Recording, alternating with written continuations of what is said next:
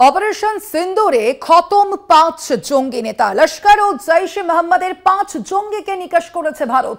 নিকেশ তালিকায় মাসুদের পরিবার রয়েছে। খতম মাসুদের মুদস্সির কাদিয়ান খাস এমনটাই জানা যাচ্ছে। আপনাদের জানিয়ে রাখি ভারতের যে নিকেশের যে তালিকা আপনাদের ইতিমধ্যেই সামনে আনা হয়েছে, জঙ্গি নিকেশের যে তালিকা ভারতের পক্ষ থেকে যে সামনে আনা হয়েছে সেখানেই কিন্তু দেখা যাচ্ছে আজহার মাসুদের পরিবার সেখানে রয়েছে। আপনাদের জানাবো অপারেশন সিন্দুরের সাফল্য ইতিমধ্যেই আমরা দেখেছি। একেবারে পাকিস্তান এবং পাক অধিকৃত কাশ্মীরের 9 জায়গায় মূলত জঙ্গি ঘাঁটিগুলিতে বেছে বেছে যেভাবে আমরা দেখেছি একেবারে প্রত্যাঘাত করা হয়েছে ভারতের পক্ষ থেকে। সেই অপারেশন সিন্দুরে খতম হয়েছে 5 জঙ্গি নেতা।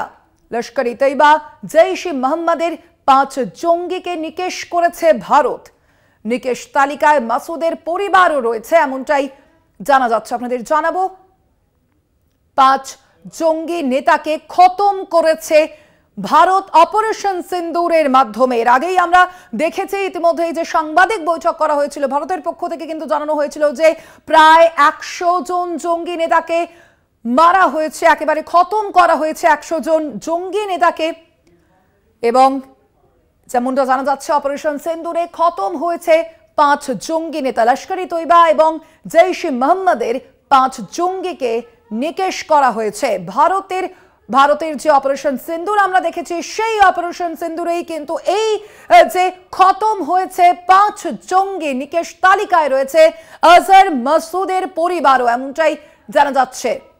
আপনাদের জানাবো অপারেশন সিন্দুরে 5 জঙ্গি নেতা খতম হয়েছে। আমরা এর আগেই দেখেছি প্রধানমন্ত্রী নরেন্দ্র মোদী একেবারে তিনি ঘোষণা করেছিলেন যেভাবে যে পাকিস্তানের যে সন্ত্রাসবাদের কোমর ভেঙে দেওয়া হবে এবং তারপরেই এই অপারেশন সিন্দুর। আমরা কথা বলবো, আমাদের সঙ্গে সরাসরি রয়েছে নিউজ রুম থেকে আমাদের প্রতিনিধি অরিত্র ঘোষ। অরিত্র, যেভাবে আমরা দেখেছিলাম একেবারে যে 22 এপ্রিলের পহেলগামের যে ঘটনা, তার পরবর্তীতেই কিন্তু প্রধানমন্ত্রী তিনি বলেছিলেন যে পাকিস্তানের যে সন্ত্রাসবাদের কোমর ভেঙে দেওয়া হবে এবং তারপরেই এই অপারেশন সিন্দুর, এবং এই অপারেশন সিন্দুরে খতম হয়েছে 5 জঙ্গি নেতা। আরো কি জানা যাচ্ছে? এটা সব থেকে বড় খবর, তার কারণ প্রধানমন্ত্রী 22 এপ্রিল পহেলগাম হামলার পরে হুঁশিয়ারি দিয়েছিলেন বিহারের মধুবনী থেকে যে কোনো জঙ্গিকে কোনোভাবে রেয়াত করা যাবে না। যারা এই হামলার সাথে যুক্ত বা সন্ত্রাসবাদের সাথে যারা যুক্ত তাদেরকে উচিত শিক্ষা এবং কড়া প্রত্যাঘাত করা হবে। আর সেটাই কিন্তু এই মুহূর্তে হয়েছে। অপারেশন সিন্দুর ভারতীয় সেনাবাহিনীর তরফ থেকে সেই অপারেশন সিন্দুরে খতম 5 জঙ্গি নেতা। যেটা এনআই সূত্রে খবর পাওয়া যাচ্ছে যে 7ই মে পাকিস্তানে ভারতের তরফ থেকে যে এয়ার স্ট্রাইক করা হয়েছিল সেখানে 5 জন বড় জঙ্গি নেতা মৃত্যু হয়েছে, নিকেশ করা হয়েছে তাদেরকে। কারা রয়েছেন এই তালিকায়? মুদস্সির কাদিয়ান খাস, যিনি লস্কর-ই তৈবার সাথে যুক্ত, একটি সরকারি স্কুলে যেখানে হামলা হয়েছিল সেই হামলার ঘটনায় তিনি যুক্ত ছিলেন এবং এই জায়গাতে পাকিস্তান সেনাবাহিনীর তরফ থেকে সেই যে অনুষ্ঠান, সেই অনুষ্ঠানে তাদেরও লোক উপস্থিত ছিলেন। দ্বিতীয় রয়েছেন হাফিজ মোহাম্মদ জামিল, জৈশ-ই মোহাম্মদের সাথে যুক্ত, তিনি মাওলানা মাসুদ আজহারের আত্মীয়।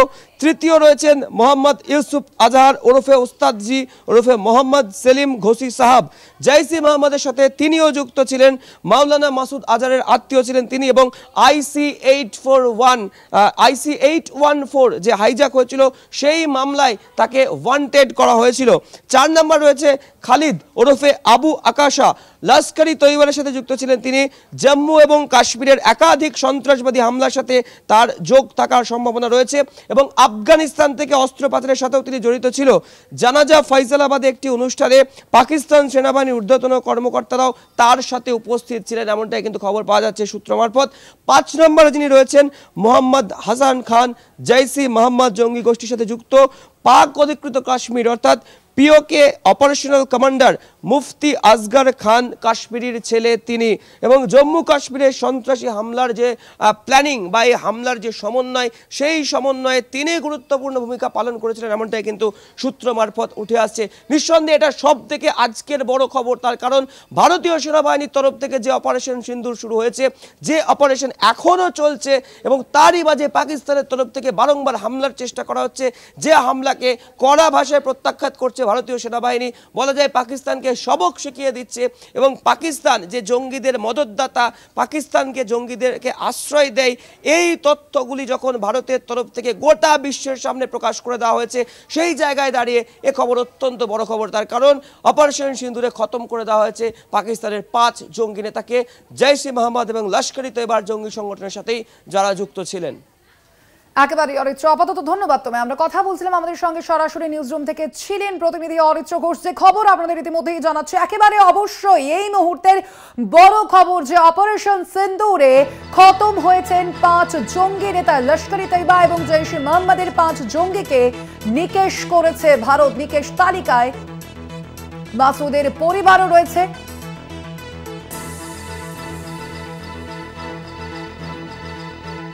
আপনাদের জানাবো অপারেশন সিন্দুরে খতম হয়েছে এই 5 জঙ্গি নেতা।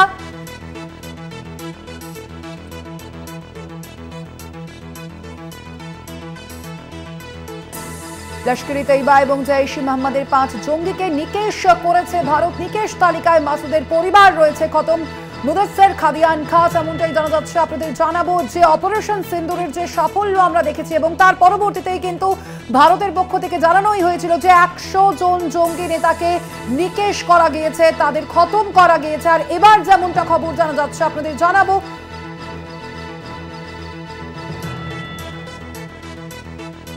অপারেশন সিন্দুরে খতম হয়েছে 5 জঙ্গি নেতা আপনাদের জানাবো এবং যেমনটাই জানানো হয়েছে খতম লস্কর নেতা খালিদ। 5 জঙ্গি নেতাকে নিকেশ করা গিয়েছে।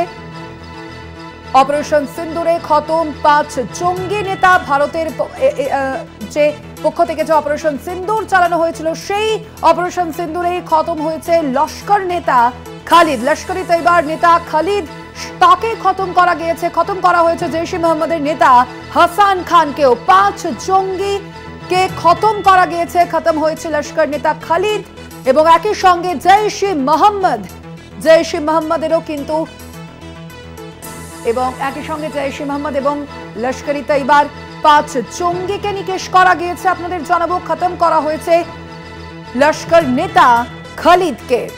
নিকেশ তালিকায় মাসুদের পরিবার রয়েছে। খতম মুদস্সির খাদিয়ান খাস।